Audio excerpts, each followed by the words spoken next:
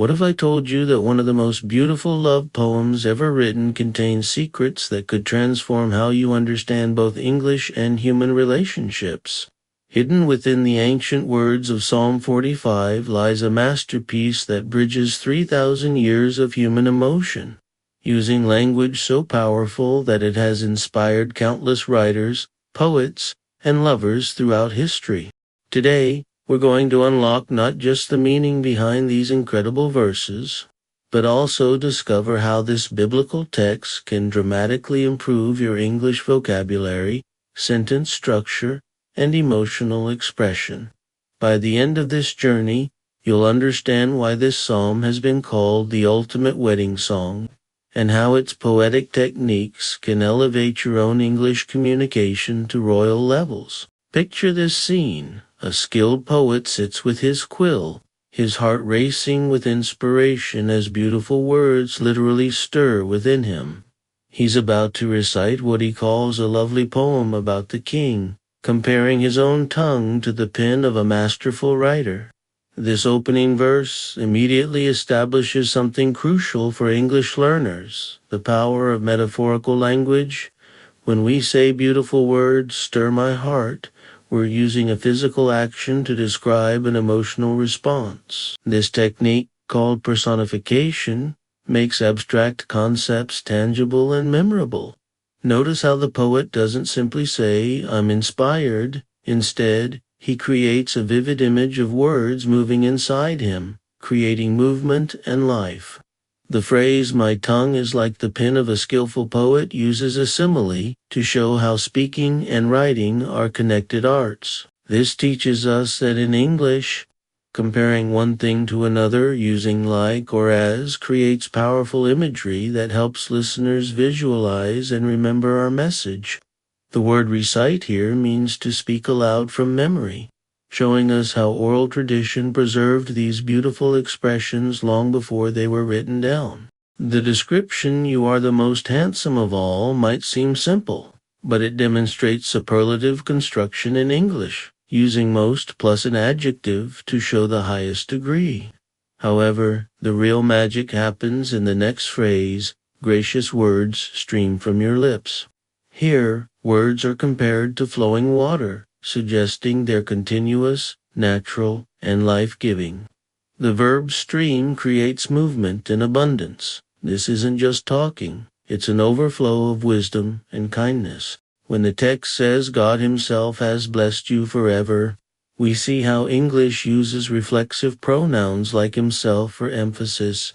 The word forever extends beyond time, showing how English can express infinite concepts. For language learners, this verse teaches us that describing someone's speech as graceful and flowing is far more powerful than simply saying they're good at talking. The combination of physical beauty and beautiful speech creates a complete picture of attractiveness that goes beyond the surface. Military imagery explodes into view as we encounter a mighty warrior putting on his sword.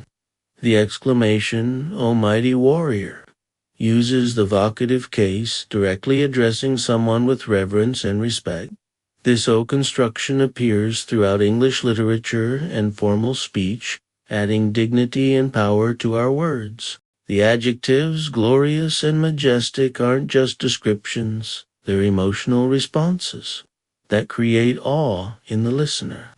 When we read "ride out to victory," the phrasal verb "ride out" suggests not just movement, but persistence through difficulty until success is achieved.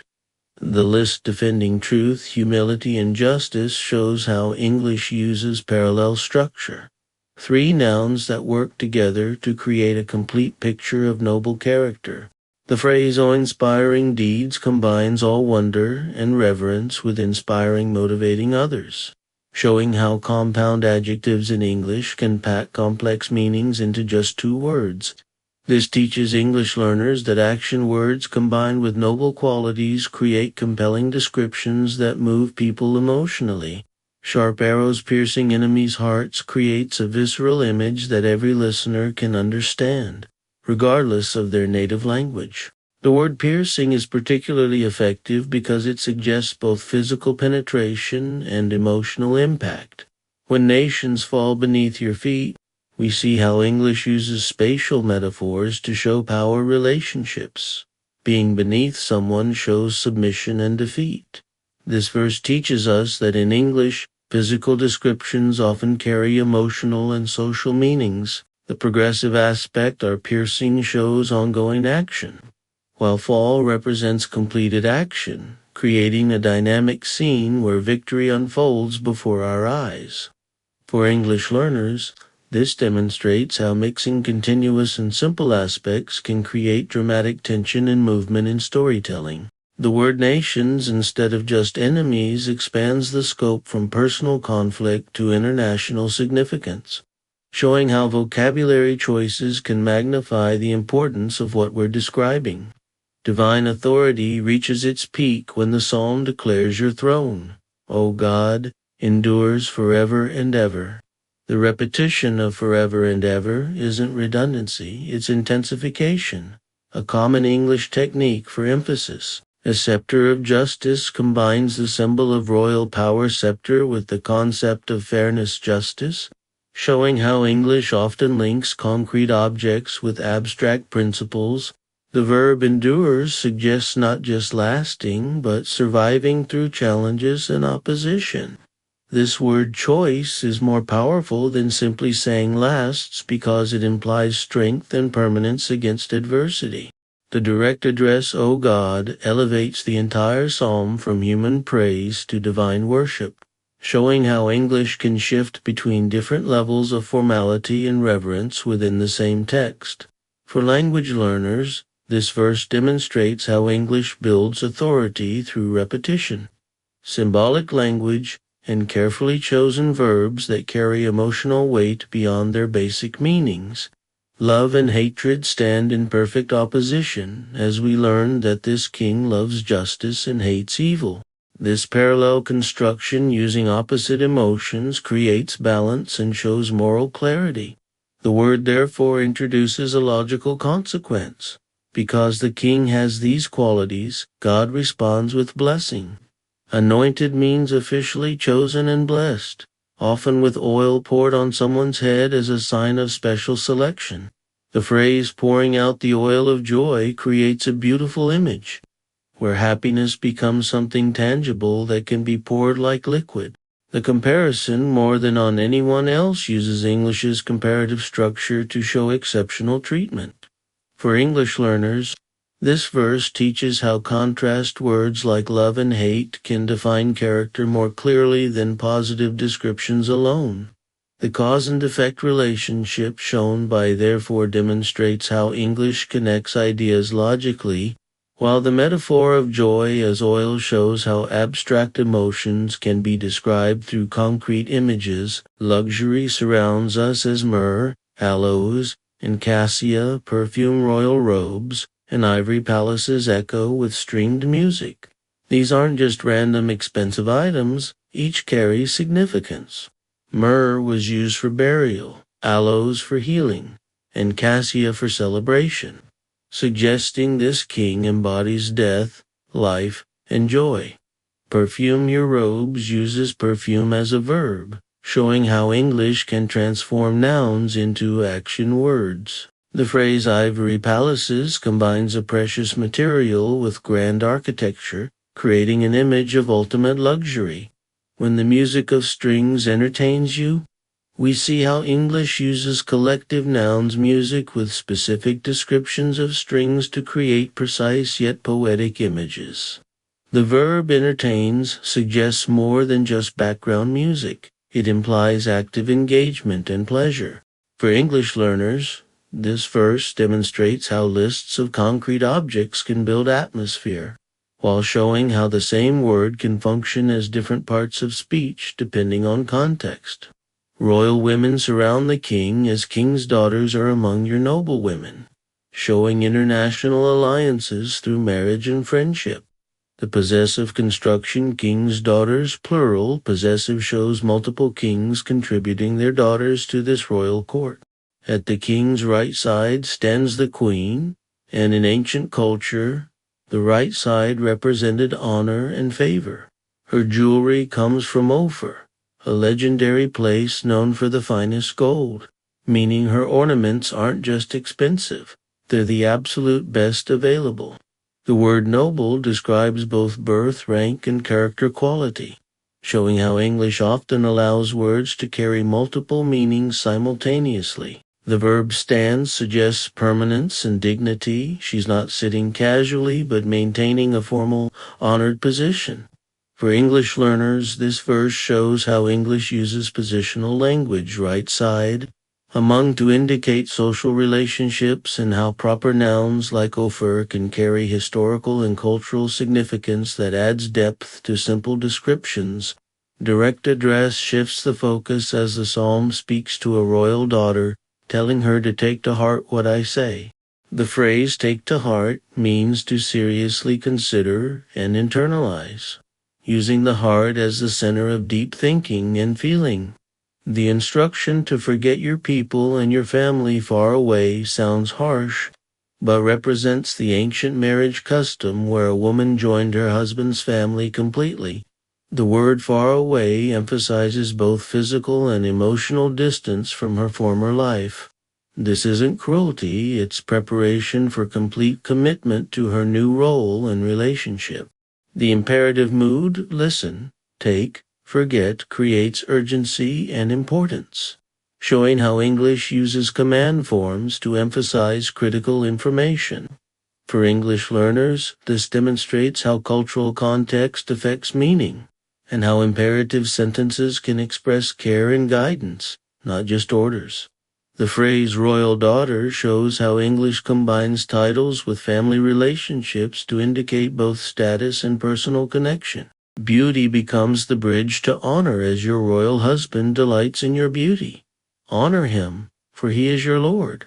The verb delights goes beyond simple appreciation. It suggests joy, pleasure, and ongoing fascination.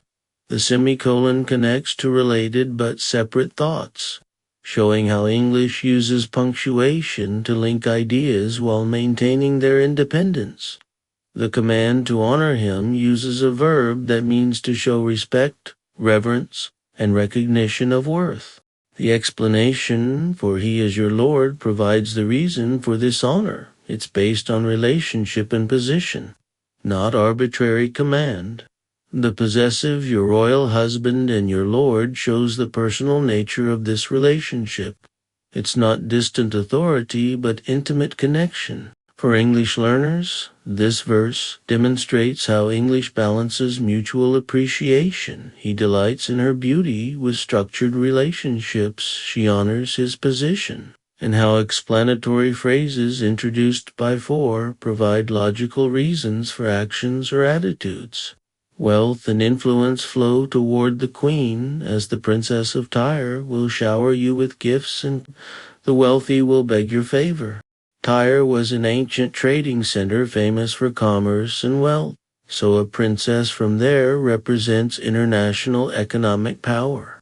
The verb shower transforms gift-giving into something abundant and continuous, like rain falling generously. Meanwhile, wealthy people will beg your favor, showing how true royal power makes even rich people become humble petitioners.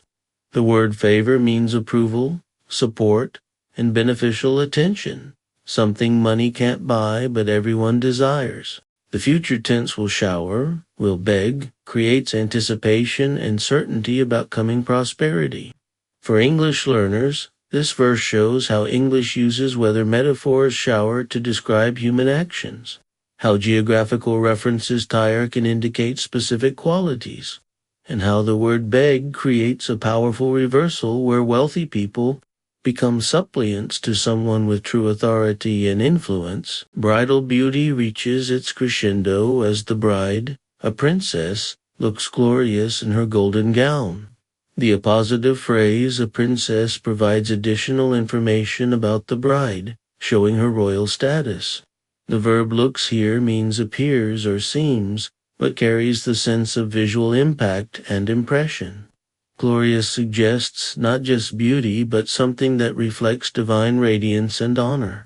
The golden gown isn't just yellow clothing. Gold represents permanence, value, and divine favor, making this dress a symbol of lasting worth and heavenly blessing. The alliteration of glorious and golden creates a pleasing sound pattern that makes the description memorable and musical. For English learners, this verse demonstrates how appositives provide extra information without creating new sentences, how descriptive adjectives can carry symbolic meaning beyond literal description, and how sound patterns in English can enhance the emotional impact of our words. Royal procession unfolds in magnificent detail as the bride is led to the king, accompanied by her bridesmaids. The passive construction is led shows this isn't a casual walk but a formal, ceremonial movement where others guide and support her journey. The word accompanied suggests companionship and support, showing she doesn't face this momentous transition alone. Bridesmaids combines bride with maids, servants, or attendants, creating a compound noun that describes women who serve and celebrate with the bride on her wedding day. This procession represents more than just walking from one place to another. It's a life transformation with community support. The preposition to indicates direction and purpose, showing this movement has a specific, important destination. For English learners, this verse shows how passive voice can emphasize the action rather than who performs it, how compound nouns efficiently combine related concepts, and how prepositions carry meaning about relationships between people and places. Joy explodes into celebration as what a joyful and enthusiastic procession as they enter the king's palace. The exclamation, "What a," creates emphasis and excitement, a common English pattern for expressing strong emotion about something impressive. Both joyful and enthusiastic describe the same procession, but from different angles. Joyful focuses on the emotion felt, while enthusiastic describes the energy shown. This redundancy isn't wasteful, but intensifying, building the emotional impact through layered description. The verb enter suggests not just going inside, but crossing a threshold into a new realm of experience and status. The king's palace represents the ultimate destination, not just any building, but the center of royal power and luxury. For English learners, this verse demonstrates how exclamatory sentences can convey excitement and wonder, how multiple adjectives can build emotional intensity, and how the simple act of entering a place can represent major life changes when that place has special significance. Future generations receive their inheritance as your sons will become kings like their father. The future tense will become expressed as certainty about coming events, while, like their father, uses a simile to show the inheritance of both position and character. Kingship here isn't just political power, but the qualities that make someone worthy of leadership. The promise continues, "You will make them rulers over many lands." The active voice emphasizes the parent's role in preparing and positioning their children for success. Many lands suggests expansion and multiplication, not just inheriting what exists, but growing into greater territory and influence. The word rulers emphasizes active leadership rather than passive inheritance. For English learners, this verse shows how future tense can express both prediction and promise, how like creates comparisons that suggest both similarity and continuation, and how English distinguishes between different types of leadership roles through word choice. Eternal remembrance caps this magnificent psalm as "I will bring honor to your name in every generation." The promise "I will bring honor" makes the speaker personally responsible for preserving and celebrating this king's reputation. Your name represents more than just what someone is called. It encompasses reputation, character, and legacy. In every generation extends this promise through all of human history, suggesting impact that transcends time. The result, therefore, the nations will praise you forever and ever. Again, therefore shows logical consequence, because the name will be honored. Praise will naturally follow.